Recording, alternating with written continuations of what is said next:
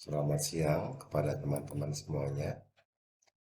Pada hari ini saya akan membuat tutorial tentang sistematika input data di aplikasi Edupak mempergunakan link Google Drive. Video tutorial ini dipersembahkan oleh tim ahli angka kredit pengurus pusat Asosiasi Pengurus Republik Indonesia untuk mempermudahkan kepada rekan-rekan dalam mengupload dan aplikasikan input data bukti fisik sesuai SE Direktur Bina KUA dan Keluarga Sakinah nomor B3480 tahun 2022. Dalam video tutorial ini akan saya buat beberapa tahapan sesuai dengan langkah-langkah untuk mempermudahkan rekan-rekan dalam mempelajari tutorial ini. Yang kedua juga terkait dengan keterbatasan waktu, maka saya akan membuat tutorial dalam beberapa tahapan. Tahapan dalam input data Edupak ada 7 bagian. Yang pertama adalah login dan edit data. Bagian kedua adalah form pengisian Dupak, daftar usul, penetapan angka kredit. Bagian ketiga adalah isi surat pernyataan. Bagian keempat adalah melakukan input bukti fisik atau musik dengan mempergunakan link Google Drive. Bagian kelima adalah cetak surat pernyataan. Bagian 6 adalah cetak Dupak. Dan bagian 7 terakhir adalah setelah diisi semuanya aplikasi dalam Edupak bukti fisiknya adalah mengajukan ke tim penilai. Baik, selanjutnya saya akan masuk ke dalam login dan edit data. Yang pertama kali rekan-rekan perlu lakukan adalah membuka web browser di internet ya dengan mengetik https simbi titik kemenat titik go.id titik / Simpengulu. Enter. Nanti akan keluar sistem informasi kepenghuluan. Kita klik rekan-rekan pada sistem informasi kepenghuluan.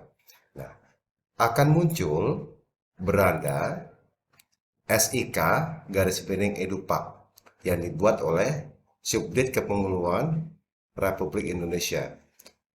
Dalam aplikasi ini, beranda ini ada 2 login. Pertama adalah login, ini khusus untuk admin. Nah, kedua adalah SSO penghulu. Khusus untuk kita, rekan-rekan penghulu yang akan masuk ke dalam Edupak, harap diklik SSO penghulu. Baik, kita akan klik SSO penghulu. Apabila sudah pernah login dan sudah dapat masuk ke dalam SSO penghulu, akan muncul NIP serta password. NIP dan password ini didapatkan oleh teman-teman berdasarkan NIP dan password yang dipergunakan pada saat login dalam aplikasi Simpek 5 Kemenak Go.id. Kita masuk ke dalam aplikasi dengan mengklik login. Akan diproses oleh sistem, tinggal menunggu, akan muncul, lanjutkan. Setelah masuk ke dalam data penghulu aktif, seperti tampilan ada dalam layar ini, maka geser ke sebelah kanan.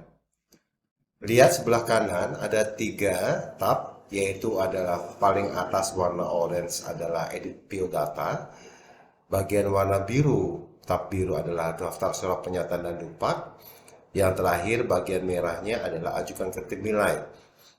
Untuk teman-teman yang belum pernah membuat Dupak dan baru login pertama kali dalam SSO penghulu ini, maka yang harus dilakukan langkah pertama adalah edit biodata. Kita klik edit biodata. Kemudian akan masuk dalam form penghulu.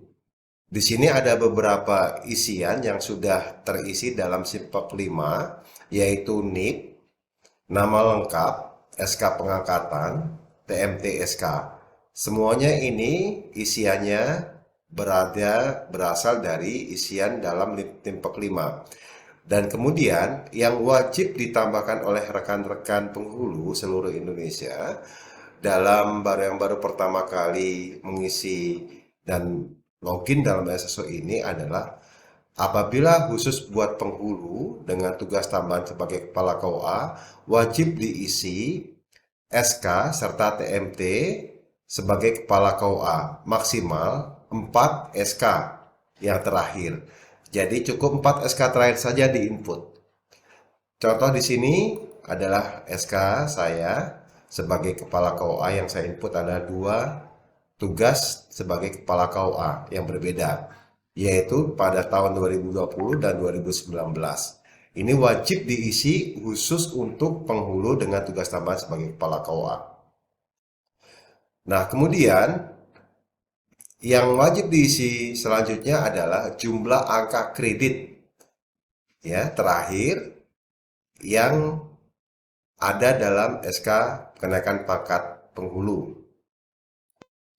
Jadi diisi secara manual jumlah angka kredit terakhir sesuai dengan SK PAK penetapan angka kredit dan sesuai dengan SK pangkat golongan jabatan yang terakhir. Untuk tempat tanggal lahir, pendidikan terakhir, jurusan program studi, email, serta jabatan jenjang pangkatan golongan sebagainya ini sudah terisi berdasarkan data yang diinput dalam Simpek 5. Ya. Nah, kemudian status pegawai di dalam aplikasi SSO ini harus aktif. Jangan sampai tidak aktif karena kalau tidak aktif tidak akan bisa lanjut ke dalam aplikasi Edupak ini. Langkah berikutnya adalah klik buat usul PAK untuk masuk ke dalam Edupak. Nah, di dalam usul penetapan angka kredit ini, ya, ada tampilan surat-surat pernyataan yang perlu dilihat teman-teman adalah periode masa pengisian 1 Januari 2022 sampai 31 Desember 2022. Artinya, aplikasi Edupak ini masa penginput datanya adalah hanya dalam kurun waktu 1 tahun, yaitu 1 Januari tahun berjalan sampai akhir tahun berjalan. Dan mempunyai masa tenggang waktu maksimal input datanya dalam Edupak adalah setiap tanggal 10 Januari tahun berikutnya. Contoh, pada periode masa pengisian 1 Januari 2022 sampai 31 Desember 2022 ini mempunyai masa tenggang waktu pengisian terakhir adalah 10 Januari 2023. Langkah berikutnya dalam surat pernyataan ini sebelum kita masuk ke dalam pelaksanaan kegiatan berbagai macam dalam isian ini, yang perlu diisi secara manual adalah atasan langsung penghulu. Apabila penghulu murni yang tidak mempunyai tugas tambahan, maka atasan langsungnya adalah kepala KUA, kecamatan tempat dia bertugas. Sedangkan apabila kepala KUA, maka atasan langsungnya adalah kepala kantor Kementerian Agama Kabupaten Kota, tempat unit kerja satuan organisasi dia bekerja. Teman-teman wajib mengisi semua data atasan langsung ini dari mulai nama, kemudian NIP, ya, kemudian pangkat golongan, jabatannya adalah kepala kantor, khusus untuk kepala kantor. Apabila jabatan sebagai kepala KUA, maka ditulis kepala KUA. Unit kerja di sini, apabila atasan langsung kita adalah kepala kantor Kementerian Agama, maka ditulis adalah kantor Kementerian Agama. Contoh di sini adalah kantor Kementerian Agama Kabupaten Pandeglang. Apabila penghulu, berarti unit kerja tulis adalah nama KUA kecamatan tersebut. Kemudian kita lihat ke bagian bawahnya, ada menyatakan bahwa nama ini pangkat golongan adalah nama kita sebagai penghulu, ya. Baik. Teman-teman harap dilihat ada notifikasi biru.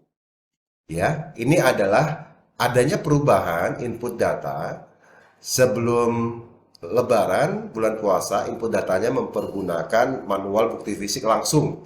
Nah, kemudian karena ada perubahan setelah bulan puasa kemarin, sehubungan adanya perubahan ketentuan untuk semua bukti fisik diupload di Google Drive pribadi masing-masing, lalu copy paste melalui URL ya, sesuai dengan panduan yang ada di dalam EduPak ini. Kemudian teman-teman lihat scroll lagi ke bawah. Di sini adalah yang belum pernah diisi, nama kabupaten kota tempat rekan-rekan bertugas, dan kemudian tanggal isian ini adalah akhir tahun, yaitu 31 Desember 2022 atau tahun berjalan. Baik. Apabila sudah diisi semuanya, isian ini, teman-teman wajib menyimpannya. Baik. Nah, sebelum menyimpan, setelah isian semua dalam surat pernyataan ini diisi, mari kita lihat bersama-sama beberapa macam surat pernyataan. Dalam aplikasi EduPak yang saya buka ini, yang saya contohkan adalah sebagai penghulu ahli media. Penghulu ahli media mempunyai ada 13 surat pernyataan yang perlu diisi sesuai dengan unsur bukti fisik yang dimiliki pada tahun bersangkutan. Jadi tidak semua unsur kegiatan ini bisa diinput dalam EduPak, tergantung bagaimana teman-teman memiliki bukti fisik yang telah dilakukan pada tahun berjalan. Di sini ada pendidikan, pelayanan dan bimbingan nikah rujuk, yang ketiga adalah pengembangan penghuluan, selanjutnya adalah unsur kegiatan bimbingan masyarakat Islam, dan pengembangan profesi. Unsur kegiatan pendidikan, pelayanan, pengembangan kepenghuluan, dan bimbingan masyarakat Islam serta pengembangan profesi masuk ke dalam unsur utama. Sedangkan unsur penunjang adalah penunjang tugas penghulu, ya. Nah, kemudian teman-teman yang mempunyai tugas tambahan sebagai kepala KUA bisa menginput data dalam tugas tambahan kepala KUA.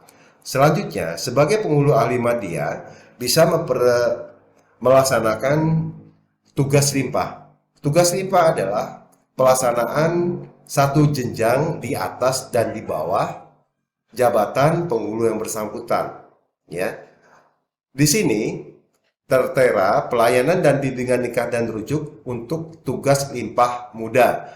Artinya, teman-teman yang mempunyai pangkat jabatan golongan sebagai ahli media bisa mempergunakan dan melaksanakan serta membuat bukti fisik tugas limpah ahli muda satu jenjang di bawahnya dalam hal pelayanan dan bimbingan nikah rujuk.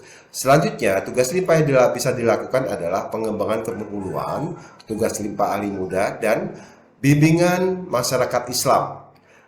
Untuk satu jenjang di atasnya, teman-teman bisa melaksanakan tugas kegiatan penghulu ahli utama, yaitu pelayanan dan bimbingan nikah rujuk, pengembangan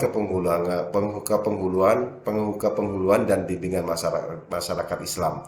Demikian bagian pertama dari tutorial ini. Nanti akan dilanjutkan